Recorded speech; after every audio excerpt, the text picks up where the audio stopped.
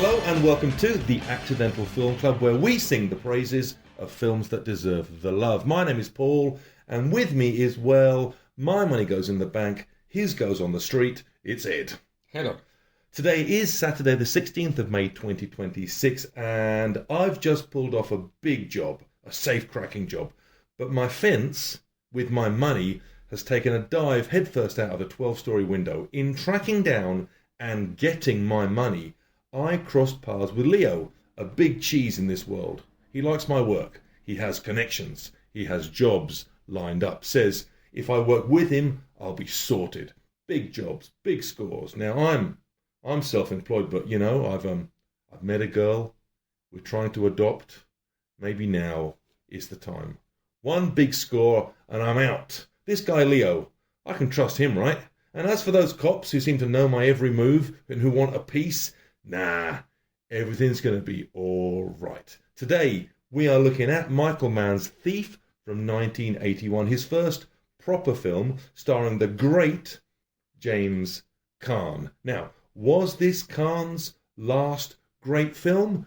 Best ask Ed, because he reckons Redbeard is Kurosawa's last good one and that Ran was a piece of so we can fight about that. We can fight about that later. So, Ed, did it ever occur to you to try to work for a living, to take down your own scores? I like leaning on big people, I guess. I don't know. Anyway, before we head down to the adoption agency with Thief, we'll tell you what films have been putting smiles on our faces as Japan warms up nicely, and then some bamboozlement. Who the f*** do you think you are? What's the matter with you? You got something to say? Or are you waiting for me to ask you to dance?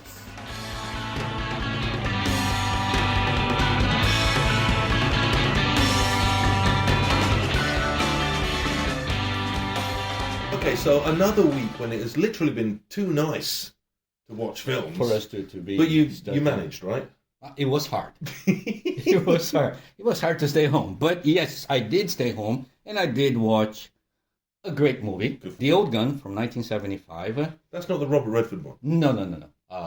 It's a movie I've never even heard of it. At the end of World War II in occupied France, a French surgeon goes on a payback mode after a tragedy. Okay. Death Wish meets World War II. Oh. Yes. And I must say, I'm digging, the French recently, finding this little jewel starring Romy Schneider and Philippe Nora. The old geezer from Cinema Paradiso. Oh, okay. Yes. Was a great find. Sorry, I'm going to be tiptoeing here around the plot. That's the name of the game. Yes. Philippe Nora is living a rather okay life under Nazi occupation, being a surgeon and all. Well, let's put it this way. It's better than Schindler's List type of life, okay? Right. As the war draws near and rumors of violent retaliation starts to flow, he decides to send his family away to his hometown. The family being Romy Schneider and their daughter. Okay. Little does he know that a Gestapo unit is heading that way to cleanse the villages from any French resistance. Okay. What follows is a game of cat and mouse between him and the bad guys set in an old castle involving secret passages, booby traps, and lots of staircases. At the same time, a flashback plays while all this vengeful carnage is happening. Some people thought actually this bit here about the flashback was a bit heavy-handed emotional gimmick, which I can see the argument, but I mean, who does not want to see more of Romy Schneider on screen? Romy Schneider, like, believe me, if you see her picture, you're just gonna go, okay, I know why this movie works. Okay. Yes. They did a great thing with those flashbacks, not simply to illustrate a point, but to enrich the story as well. I've never seen things done like this before in flashbacks. Really? Yeah. Again, it's quite a thing. It's a French film. Like, I mean, the things that they tell is really amazing. So, anyways, you think you've seen or know all the best underrated World War II movies? No, I don't. I don't think that. There are loads out there that I haven't seen. Anyway, so Romy Schneider, jaw-dropping, beautiful. Philippe Nora is very different here. Well, for one, he's not Italian, as I found out. Oh, there you go. We're learning things every day. Exactly. Apparently, the man is a French national treasure, and he proves it here in this very Charles Bronson with the heart type role here. Oh, yeah. The Old Gun from 1975. Well, listen, The Legend of Billie Jean, was a mainstay of the video shops when I was coming up. Or the poster was, anyway. But I never saw it. I never knew what to make of it. It had Supergirl, Helen Slayer, on the cover in a kind of a punky 80s haircut. The title was... Yes. I mean, did this have something to do with the Michael Jackson song? What was the legend? Was this a girls' movie? I didn't know, right? So, 985's The Legend of Billie Jean, directed by Matthew Robbins, is, it turns out, a pretty odd 80s film and not what I was expecting. Billie Jean and her younger brother, Helen and Christian Slater, not actually related, live in a trailer park, and the brother's cool moped gets stolen and trashed by some rich boy bully types. Standing up for her brother, Supergirl goes to the father of the main rich boy bully kid and demands the $608 it would take to repair the moped. As she says, fair's fair. Rich Daddy tries to take advantage of this situation, a pretty girl alone in his office of an evening, but the younger brother shows up, something goes wrong, and the brother and sister pair end up on the run. Now, on the lam, they, with the clever use of camcorders and local media, this was 1985, remember, they become famous teen outlaws, with Billie Jean inspired by a viewing of The Passion of Joan of Arc, yes, really, chopping her hair short, wearing combat boots, and kidnapping, sort of, the DA's son, all while being hunted by Peter Coyote's Lieutenant Ringwald, who was a lot like Harvey Keitel in Thelma and Louise. This may not be the greatest film of the 80s, but there's a lot of good stuff going on in here. A lot of cool ideas. We are talking, for a start, about a genuine working class female hero standing up for herself and taking on the man. We are also talking about the very nature of celebrity, what can be done with it, and what it can do to a person. And we are talking what the man, the system, will do to such celebrity outlaws, and who really wins in the end, however the cookie crumbles. So, hiding behind that cheesy 80s video shop poster, we have a Passion of Joan of Arc inspired 80s take on Thelma and Louise meets Queen and Slim, with more than a dash of Ace in the Hole and Natural Born Killers. Wow. This may not be the greatest film of the 80s, but there's a lot of good stuff going on in here.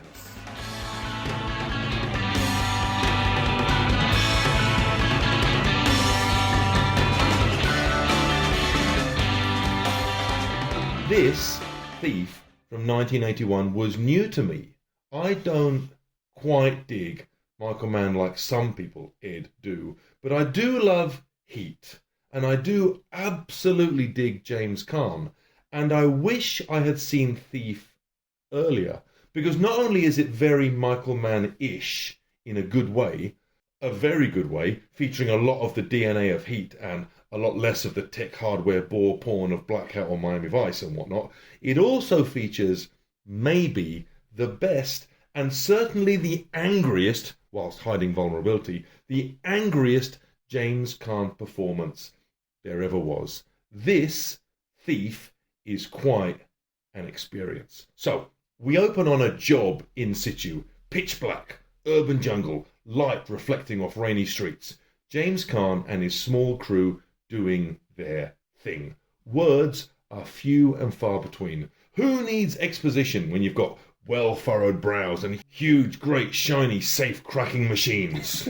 James Caan, Frank, hands over his loot to his fence, who doesn't hold up his side of the deal, taking a dive headfirst out of a 12-story window. Frank wants his money, goes looking for the people he knows has it. Great scene, that. It reminded me of Adam Sandler versus Philip Seymour Hoffman in Punch Drunk Love. Anyway, he crosses paths with Big Cheese Leo, Robert Prosky, what a role, who makes him an offer and complicates things. Yes, we're talking one last job type stuff. We're talking Don't let yourself get attached to anything you are not willing to walk out in 30 seconds heat stuff. We are talking the best adoption agency confrontation since Steve Coogan and Judi Dench in Philomena, but all with pizzazz and panache and a killer late 70s VHS vibe. Thief rocks. Okay, I think when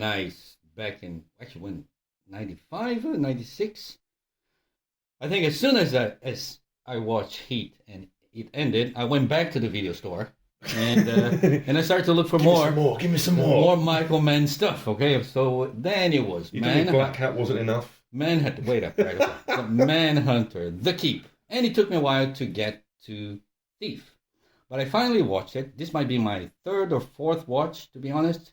So I know what is happening at the beginning of the movie, but I still remember being a bit confused with the opening back in the day. Hammers, wires, drills. Is this a movie about factory workers? Flash dance too. Back to the factory. The cold opening of Thief is telling us a lot of things. Yes. These guys are working. These guys are professionals. They're very good. These guys are serious. Yes, even James Belushi is serious in this movie. Yes. Michael Mann trusts the audience to get the setup, the mood of the movie by cutting the fat right away. We go through what you just said, super cool heist, almost dialogue-free, minimal music, and lots of diegetic sounds, all under the cover of darkness and rain. Lots of rain. And it's a very tense sequence, and then it ends. Then he does something sort of like unexpected, Michael Mann slows down the movie, sort of like a stop and smell the roses moment for James Caan. By the water, right? Exactly, yes. And I always forget that scene. I've seen this movie before, and I always forget that scene. And that moment is brief, but it's felt. It's very moving. It's sort of like, enjoy this little peaceful moment because, hey guys, it's not going to happen again sort of thing. Yeah. Right? The neo-tinted photography, the synth soundtrack, and the tough talk dialogue. The work is the juice, paraphrasing James Belushi and Tom Sizemore, years later. This is going to be great. Perhaps all those elements combined, plus precision filmmaking, is what make Thief an instant, recognizable Michael Mann movie. James Caan, I know what you're thinking. Uber masculine, testosterone-fueled rage ball on fire in The Godfather and Rollerball. A quiet few years and then bang, back, more human in Misery. Right? Wrong. Well, half wrong. There was always more under that roiling fury. Very true. Do you remember that scene in The Godfather after Don Corleone is hospitalized? That scene where, because I've seen these recently, sorry. There's that scene where Sonny coldly dismisses Michael. The suppressed love in that scene. It's really quite something. Anyway, in Thief, there are a couple of frankly unbelievable scenes where Caan gets to strut his stuff. Let's take As Read, the whole one last job, cool as a cucumber thief thing. Look beyond that. And there is a first date scene that is unlike any first date scene you've seen on film or in real life. Frank shows up 2 hours late to meet some girl he's been eyeing for a while. She's pissed off. He physically drags her out of the bar, puts her in the car, and shouts at her about his life. I am a straight arrow. I am a true blue kind of guy. I've been cool. I am now unmarried. So let's cut the mini moves and the bullshit and let's get on with this big romance.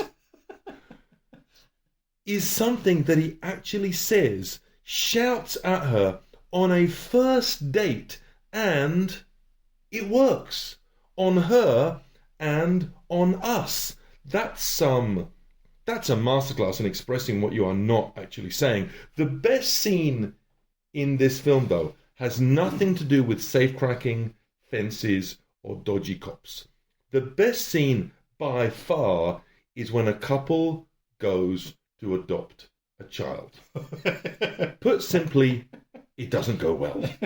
There is some shouting, yes, shouting again, and what starts off like a scene of a rage-fueled, shouty man being unreasonable turns on one phrase into an expression of feelings of inadequacy and longing and long suppressed. I mean, look, at the line, I was state raised. I was state raised. If you don't have a tear in your eye, then you have a heart of stone. And when you've got a minute, I'll introduce you to my wife. Finally, and more thief-ishly, the interactions between Frank and Big Fence Leo, Robert Prosky, are gold dust. I mean, not only does Frank Khan get to do his ice-cold Michael Mann thief thing, but Robert Prosky gets to be the best, scariest, most frighteningly, deliciously, wordily evil mob boss type guy ever. I mean, seriously, them's big words, I know. I mean, you'll know Prosky from, well, he was an avuncular-looking judge in Miracle on 34th Street. He was an avuncular-looking prison chaplain in Dead Man Walking. He was an avuncular-looking TV boss in Mrs. Doubtfire. Well, how avuncular is this? Indulge me, this is a long quote. Okay. You treat what I do for you like a piece of shit.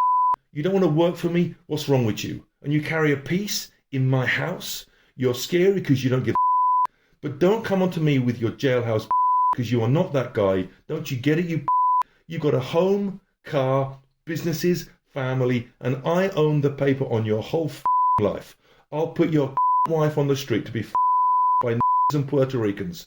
Your kid's mine because I bought it. You got him on loan. He is leased. You are renting him. I'll whack out your whole family. People will be eating them in their lunch tomorrow in their wimpy burgers and not know it. You get paid what I say. You do what I say. I run you. There is no discussion. I want you work until you are burned out, you are busted, or you're dead. You get it? You got responsibilities.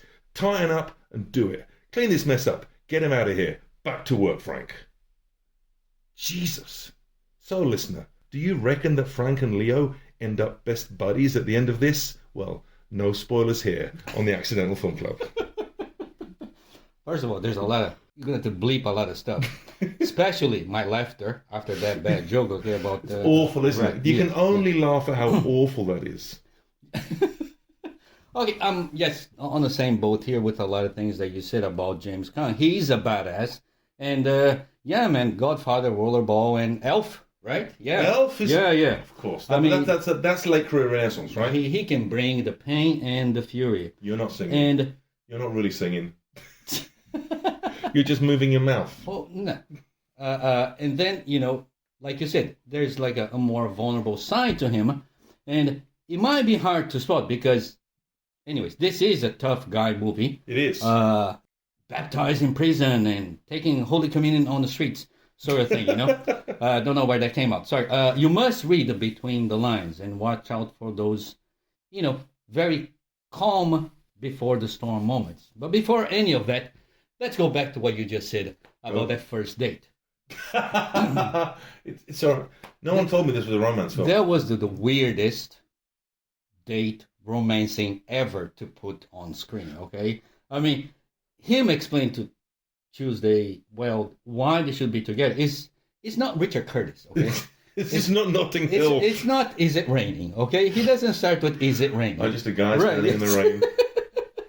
But you are right, you know, and I'm kind of like glad because I thought, oh, okay, it's working for me now because it is as much to Tuesday Weld's character as it is to us. Yes. It's sort of that's where I think like we disagree. I think actually it's a big hand grenade of exposition here. Right. Because in it, he kind of like, you know, lines up what he wants. Okay. And anyways. Then stuff happens, right? Stuff does happen. I must say that the first time I watched, I wasn't too impressed because I just thought, Jesus God, this guy's a jerk. My God, you know? It's not like you were wrong. And I'm thinking, why is this girl still in the car? After a few viewings, I get it was a great piece of writing and actually a piece of acting as well. I mean, it's all there, actually. It's really an amazing opening actually for a character, for these two characters anyways. That's not all, okay? There are a lot of gold nuggets here. The great Willie Nelson makes a Yes. very brief appearance, but he's a pivotal emotional role in brilliant. James Caan's life. One exchange hits so hard between these two. Two guys, two tough guys, Yes. talking, it's there's a lot of full of bullshit and pleasantries, but there is an urgency, a desperation, a will to live, so open and heartbreaking when Willie Nelson asks for something. Michael Mann loves hardware, equipment, and stone-cold machine-like men. It is a miracle he hasn't directed a Terminator movie. Or has he? Because what is Frank? What is Neil Corley, De Niro in Heat, if not an unstoppable machine? The opening heist of this, rain-slicked streets, terse exchanges, and then Caan with a massive f***-off drill are instructive, as is Caan's giant f***-off drill. It is hefty, it is powerful, and it is frankly giving Michael Mann the horn. To call the close-ups of Stop this saying her, man. powerful thrusting device phallic would do a disservice to the word. And when the camera then follows the thrusting tool into the hole, it is absolutely ridiculous and glorious at the same time. I sound like I'm taking the mick, but it is wonderful. And Mann has an amazing eye for the urban landscape.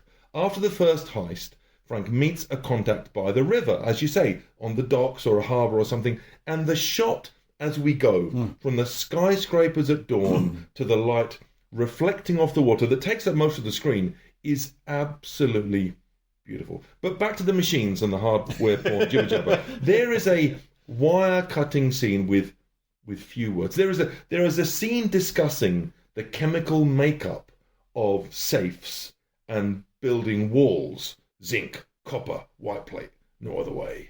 Mann loves this stuff, and so should we. It isn't incomprehensible. It is just comprehensible enough to get us through the plot, and it eliminates the need for blah, blah, blah, blah exposition. Who needs talk, Ed, when you've got a massive tool? Right. Back in the... Okay, yes, Michael Mann. So back in the early noughts, there was a big kerfuffle about shooting on digital versus on film. I think nowadays people are not even debating anymore, unless you are like, Christopher Nolan. Christopher Nolan, Quentin Tarantino. Yes. For me, I had thought it didn't matter. Keanu Reeves. Was Keanu Reeves? Yeah, he directed an entire documentary about film versus yes. And again, so I thought it didn't matter to me. But after rewatching Thief for the third or fourth time, it made me pause. I love the look of Thief. Yes. The grainy colors, the close-ups, the slow motion scenes, they really kind of marked that decade. I'm not knowledgeable enough to get into details, but I do know it looks better. It feels right. Yes. I guess what I'm saying is just that I like Michael Mann's older stuff better than his later entries. You're not saying you like Thief better than Black Hat, are you? Michael Mann's, you're so funny. Michael Mann's movies are full of cliches and archetypes, and he does them really, really well. Yes. He does the modern tough guy shaped, like from pulp novels so well. The more action than words type of guy, but they're not two-dimensional. They tend to appear. Looking at Thief and Heat, there is something underneath all that, a certain humanity to those modern cowboys. Yes. And part of being a great director is casting. I think that's why, you got those actors to know how to convey all these hidden feelings. Absolutely. And have you noticed that the Accidental Film Club is slowly becoming the Willie Nelson podcast? Well, that's great. When he first popped up on The Electric Cowboy with Robert Redford, I was kind of surprised at how good he was. Well, when he turned up here, I wasn't surprised at how good he was. Right. At all. I thought it was absolutely fantastic. And he is a completely different kind of beast altogether. He's got this line, lie to no one. If there's someone close to you, you're going to ruin it with a lie. And if they're a stranger, who the you got to lie to? Words to live by. Absolutely. Thief is also, oddly, an eviscerating takedown of of work, of capitalism. The line, you are making big profits from my work, my risk, my sweat. Marx and Engels would be proud. When I turn up at work on a Monday morning, the headmaster doesn't give me the whole, I'll whack out your whole family. People be eating them in their lunch tomorrow in their Wimpy Burgers line. But when he needs someone to teach the special needs class, there is no discussion. Okay, now let's talk about... Get a bit personal there. A bit, yes. Okay, I'm feeling a bit behind, but I'm not going to share anything. So if you caught Black Hat or Ferrari... Black Hat's got more mention in this than I was expecting. If you caught Black Hat or Ferrari and thought, what the hell was that about? I haven't seen Ferrari. What the hell was that about, okay? Let me put it this way, you're not alone. But even with those movies, there's an epic feel to it, a big stakes type of story. And Thief have that in spades. Yes. Like in Shane or in High Noon, the characters, they live by a code. And the Thief code has been repeated in other Michael Mann movies. However, this is the one that kind of like started all. And dare I say, less flashy and bombastic, even with one James Caan in it, okay? Yes. Now, if you're living under a rock and not care about Michael Mann's filmography, well, that's okay. It's not okay. And you just want to watch an intelligent crime thriller / heist with big drills, then look no further. Look no further. Do you remember that scene where the lawyer is he's setting up a bribe with the judge in court and he's doing these fingers awesome. on the face? That was awesome. That was that awesome. Yes. Is Michael Mann at his best. Yes. Sharp right. and specific and beautifully shot. And if you're not paying attention, the devil take the hindmost. The DNA of man at his more famous best is all in here, but with a put it all on screen, are you with me or are you against me? Take no prisoners, 1970s VHS vibe. That's magic. That's what it is, man.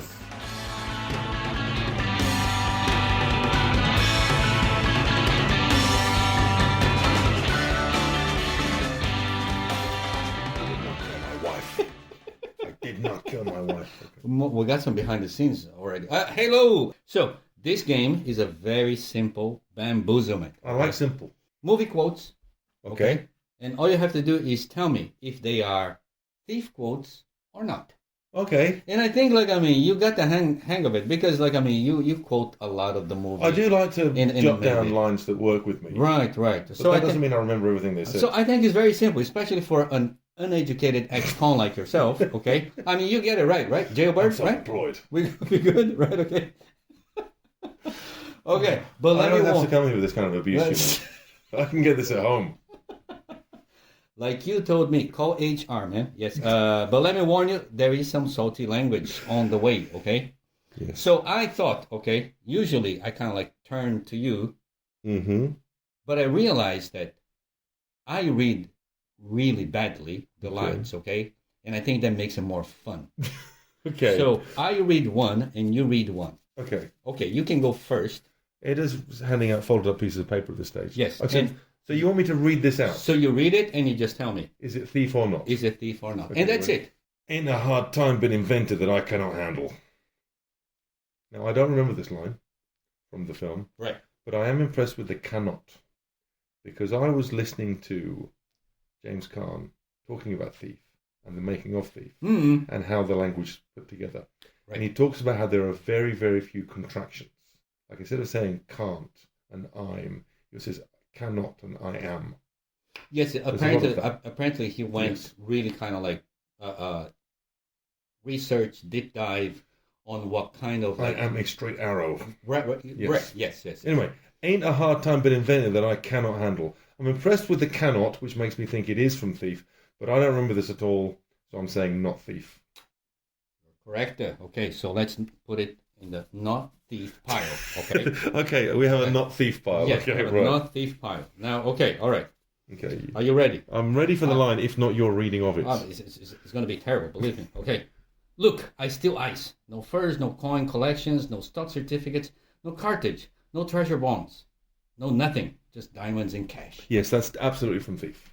Yes, okay. I wish I knew what cartage means, but that's okay, right? And there you go. Yes. And there you go. Okay, that's your next one. Okay, it's me Yes, again. Yes, okay. yes. It's a long one. Most people, same job, same gig, doing the same thing 10 years from now. Us, we don't know what we're doing 10 minutes from now. Now, this sounds thiefish, doesn't it? It sounds thiefish. It could have been that guy, but I can't the driver who doesn't have that many lines. Okay. I can't imagine that there was any character in this film that James Caan could have said this to. And James Caan's not an us kind of guy. He's a I am a straight shooter. I work alone kind of deal. So I'm saying again, it's not thief. Okay, very good. Let's put it in a non-thief pile. I'm not sure he's telling me I've got these right on it. We just put them in certain piles. Yes, I think that's the name of the game, the pile. The pile games. Piles. Genie Macaroo. Okay, ready? My money in 24 hours or you will wear your ass for a hat. That's definitely from Thief. Look at you. See, you're so confident. Oh, well, You're so good at this. And let's put it, that is a thief quote. Yes. Oh, it is? It is. It's in the thief pile. It is in the thief pile, right? Yes. Okay, yes. Wear your ass as a hat. Would you like to wear your ass as a hat, Ed? I'd rather not. Right. I'm going to read this. Okay, this is definitely from Thief as well. Okay. Yeah. I come here to discuss a piece of business with you. What are you going to do? You're going to tell me fairy tales? It's a great line, and it will be in the title of this episode. What are you going to do? Tell me fairy tales? Is a great line. That's in the thief. It is in the thief. I come here, Ed, to you to record the podcast in our studio. Yes. What are you going to do? Tell me fairy tales? Don't watch Ferrari. Right, okay. Yes. Okay, now my turn, okay? Yes. Me? I'm doing terrific. Every day is a surprise. It is real out there. Could you read that again? Come on, hey, Please. it's... Just read it again. You've got to have a piece of paper in front of you. Read the thing. Me? I'm doing terrific. Every day is a surprise. It is real out there. I can imagine James Caan saying this to the Wednesday. What's her name? Tuesday, Wednesday next. Thursday next. Tuesday, well, yes. But I don't remember the line, so I'm guessing not thief. Not thief. Yes, the guess. Okay, all right. Let's put it this in the middle. Okay? Oh, right. Okay. Because there's we now got 3 piles. This is a thriller. It's a thriller game. Okay. Give me that thing. You got loads of pieces of paper. Okay. And all I know is there's no point me going anywhere anymore if it's going to be alone without you. Oh. I don't remember this, but I can imagine him shouting this really aggressively at her. Okay. And all I know is there's no point me going, because it's a beautiful romantic line if you read it nicely, right? All I know is there's no point me going anywhere anymore if it's going to be alone without you. Exactly. But I don't think he says it like that. That was Daniel. There's no more going alone. That was Daniel Day-Lewis saying. Okay. So I think this is James Caan. James Caan shouted this at the girl. Okay, I think this is thief. This is thief. I think. Okay, let's put it in the middle. Okay. In the middle, that's a bad sign, isn't it? It's not going in the thief pile. Last one. Okay. I like baseball, movies, good clothes, fast cars, whiskey, and you. What else do you need to know? Again, that's some... Shout it like James Caan. I like baseball, movies, good clothes, fast cars, whiskeys, and you. What else do you need to know? Okay, I don't remember the line. That does sound very much like something he could have shouted on the first date. Definitely be very close to thief, you think? Yes, I'm putting that in the thief pile. May I put that in the thief pile? You can't, because it goes in the middle pile. It's a bad sign, isn't it?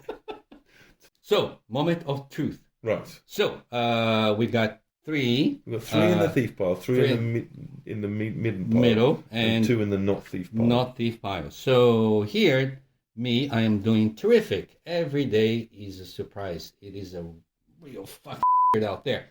That is a thief. That is a thief quote. Okay. Yes. James Caan says that to Willie Nelson. They have this very awkward, kind of warm up. Yeah, that makes conversation. Sense. I can see that. I believe. Right. Yes. And the other 2. They are not, from Thief, but they are all Michael Mann. That sounds reasonable, okay. doesn't it? All right, yes. No, they all could have been shouted by James Caan at some stage. Probably. Yeah. If you throw that in the movie, I don't know, some crazy AI stuff, it would fit perfectly. Yes. It would fit perfectly. Yes. Okay, so here, in a hard time being invented that I cannot handle, which Michael Mann film do you think it is? Okay, I'm going to guess Heat for all of these. Because I've seen Manhunter and Thief Yes. and Heat. Yes. And I've seen Black Hat and Miami Vice, but I've mostly managed successfully to wipe those from my brain. And I don't remember any of the words from those two films. That's okay. I haven't seen Ferrari or The Keep. And I think that's all the Michael Mann films. I wouldn't do that. Let me have a look. I wouldn't do that to you. Ain't a hard time been invented that I cannot handle. I think it's from Heat. You're very good. Dennis Haysbert, he's the cook who gets the driver's job at the very last minute after Danny Trejo. He's not available anymore. So yes, it is from Heat. Next one. Most people, same job, same gig, doing the same thing 10 years from now. Us, we don't know what we're going to be doing 10 minutes from now. Okay. It sounds like a Neil Corley quote from Heat, but it can't be. It can't be Black Hat, right? Because, again, Chris Hemsworth doesn't want us. And it can't be Miami Vice, because those two, they're policemen, so they don't say things like this. So it's got to, again, I think it's Heat again. You think it's Heat again? Yeah. Okay, sorry, it's not Heat. It's Tom Cruise saying to Jamie Foxx in Collateral. Okay. So I have seen Collateral, but I don't remember it. Right, okay. Yes. I'd like to rewatch that, actually. Yeah, really? You know what's the funny thing about Collateral? In that, Tom Cruise sort of plays a baddie, and we're supposed to be quite surprised by that. And he's aged up, so they give him like grey hair to make him older. Apparently but so, yes. He's much older now in the real world, and he still looks younger and less grey than he did in Collateral. That man's never going to go grey. Well, it's a different, I'm sure a lot of older men with non-grey hair, there's some dyeing going on in this world. I don't know, not if it's Tom Cruise, man. Maybe not. Okay, next one. And all I know is there's no point in me going anywhere anymore if it's going to be alone without you. Okay, romantic-y. Well, I don't think it's Manhunter. Can I just... It's not Dollar High. Just go and say, I don't think I can go anywhere without you. Okay, yeah. I'm tempted to say Black Hat because there is a love interest in that. Oh no, there's also a love interest in Miami Vice, a proper love interest in Miami Vice. Yes. I haven't seen Ferrari, so I don't know. I haven't seen The Keep. Okay, I'm gonna guess it's Chris Hemsworth in Black Hat. No, it's not. Oh, sugar. Yes, that's okay. That's Robert De Niro saying that to... the girl who... Yes. I doubled up on Heat because I thought those quotes were pretty cool. Okay. Yes. That's fair enough. And the last one, okay? Based on movies, clothes, fast cars, whiskey, and you. What else do you need to know? It's Colin Farrell in Miami Vice. Oh, okay. I know. Oh, sure. I said that really confidently. You did. I could... You did. That would sound really cool when I got it right. I feel really bad to say that. Sorry, you got it wrong. This is Public Enemies. John Dillinger. I haven't seen that. Johnny Depp. You haven't seen this one. I've forgotten completely that it existed. Oh, okay. So yes, Johnny Depp says that on his first date, a better pickup line than James Caan. Dragging. Let's get this romance on the road. Let's do it. Oh, let's fucking fall in love. Come on, man. So, my question is, okay, after Thief, what would be a good Michael Mann movie to watch? Me to watch? For us to watch, okay? I mean, let's just say, we got Public Enemies, Collateral, or Heat. I'm thinking. Well, I haven't... Is Public Enemies any good? Public Enemies? It's just between you and me. Yes. And while nobody's listening and we're not recording. Right, okay. I think Michael Mann is very hit and miss. There's some absolute... Thief is one of the best films I've seen in ages. I absolutely loved it. And I love Heat. And I've seen some real clangers. Like, the whole Black Hat thing is not funny. It's a real clanger. Really? Don't do that face. I didn't... Don't say that and do that face. I didn't get that feeling at all that you didn't like a Black Hat. So, and Collateral I would like to rewatch. Is Public Enemies worth a watch? It's your call. It is. Really? It is actually. Okay, then I'll go with that one. But what I really want to do is watch Heat 2. So let's just do that.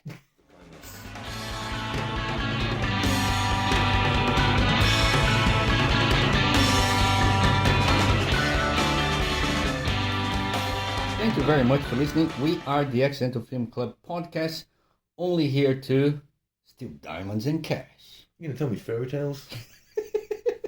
Yes, on this week's episode, we chatted about the Stone Cold classic Thief from 1981, Brilliant. Starring James Caan, Jose Weld, and the great Willie Nelson, which is the name of our podcast. We're going to rebrand it, guys. Robert Prosky podcast. Paul watched another 80s classic, but of a different kind altogether. The Legend of Billie Jean, a spiritual prequel to Thelma and Louise, and for me, it was The Old Gun starring the not Italian French actor Philippe Noir in a Death Wish meets World War II. That's it for us, and see you next time. Please do get in touch. You can contact us at The Accidental Film Club on Facebook, Instagram, or YouTube. On our next episode, we'll be taking on Oliver Stone's take on Quentin Tarantino's Natural Born Killers, Woody Harrelson, Juliette Lewis, Yay. Things Go Down, Outlaws on the Run. If it's half as good as The Legend of Billie Jean, we're on the pig's back. Until then, thank you for downloading. Thank you for listening. We love you all. The deal is over. I want my end, and I'm out.